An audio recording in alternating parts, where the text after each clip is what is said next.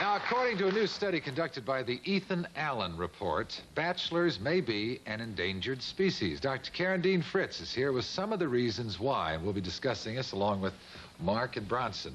They being, of course, two bachelors at this point. And our cages are backstage. Right. Dr. Fritz, nice to have you back with us. Thank you. Why are bachelors suddenly an endangered species? Well, according to this new study that's out, I think what's beginning to happen is there is once again a return to traditional desires and to relationships and commitment. And I think that if we look in history, that happens periodically back and forth.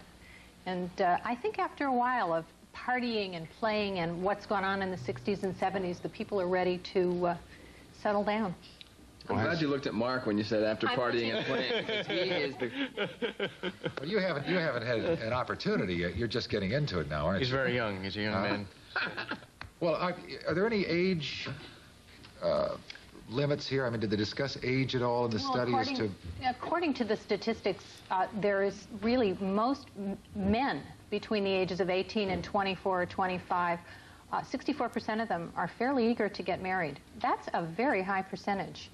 And then it drops 1% when they get between 25 and 35. And I'm not sure why. Maybe after they've stayed single till they're 24, they've decided that it's all right. But I also think something else is happening too, and that's called disease. And that's, you know, sort of something... the end of the sexual revolution. Yes, yes. We are now becoming a little bit more selective.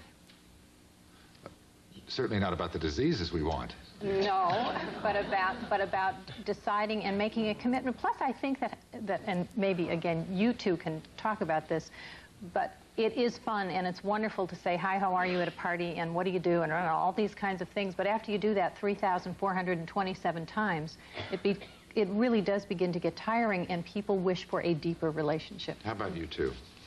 Mark?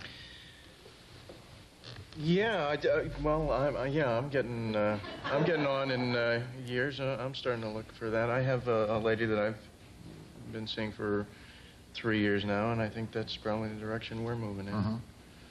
You just don't wake up one morning and say, I want to make this legal. I think somebody in the study said that even though we've been seeing each other and perhaps living together for some time, there was something about the unification and the fact that the marriage did make a big difference, and they wanted that solidification. What about you, Bronson? You know, I think I really am the opposite, because I was incredibly interested in getting married when I was 23 and 24, and got engaged once, and when that didn't work out, and then I went the other direction, and now I have a distinct feeling I'm not even going to get close for like another 8 years. I don't even want to get close to that. Does the business have anything to do with that? This business of... I don't know if the business or if it's L.A., but ever since I've been in L.A., it's like the relationships are a lot shorter and more tenuous. It's true. It's really true. Don't you think? L.A., I mean, not that you're available, but I mean... Well, no, because he's got a girlfriend in New York, but I mean to say... But, I mean, that's why I think the more and important you is personally the witnessed. And I won't talk about that. Unless you want me to. No. I can go into it in depth. No. This isn't fair. No. It's just a short relationship he had that he'd rather not have me talk about. Perhaps the answer to your question is the business. They're thinking about it. Yeah. And I have the a business question, may have a lot to do with it. I have a question, which is that the study indicates that men want to get married, but how many are actually getting married? Different story. Yeah. Well, people are getting married, and people will continue to get married. One of the issues, again, that always comes up when you talk about marriages is expectations. People may want to get married, but if their expectations aren't tailored to reality, they may never find the right person. So the desire to get married is a little different than the actual ability to find somebody and make a commitment. Are these men different men than the men that got married, say, 10 years ago? I mean, are they going into these marriages, or at least going into the hunt, so to speak, or the search, with a different concept of what a husband is in the 80s? I think that's absolute. With women in the workforce the way they are, with women saying if we're going to have children, if she's talking to her husband-to-be, she is saying, are you willing to do that with me? So there's a different kind of a commitment, I think, entering into marriage now. The study did say that men are taking practically equal responsibility in raising their children, and that's new. I think I would imagine also that men are expecting their wives to bring in some income. I know I'd be looking for that.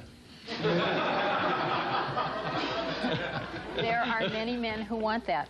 Strangely enough, though, the study still said that those women who have tiny children under the age of 3, that they would prefer if those women would stay home to take care of the babies. And then after that, go out and make a living.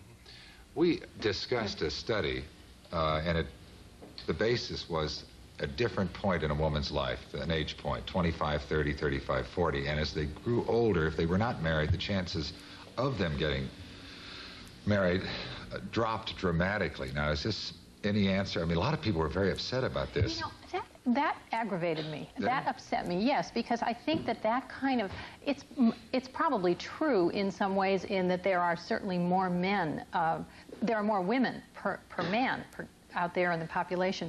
But I think that terrifies women. Then I think they become frantic and hopeless. I think they then grab on to any man with the hope and desire that they can grab him, and that scares the man off. And I don't think that truly, if somebody is open to a relationship, they will find one. And I don't care if you're 40 or 30 or 50 or 80, that relationships are available. Well, at least it is good news in the sense that they're looking at it. Men are. And I would have to think that would be awfully good news for the more women in our society than men. I don't think that men are afraid of commitment. I think sometimes women are afraid of commitment. We'll have to discuss that on your next visit. Thank you, Karen D. You're welcome. For being with us. Thanks, guys. We'll be back in just a moment.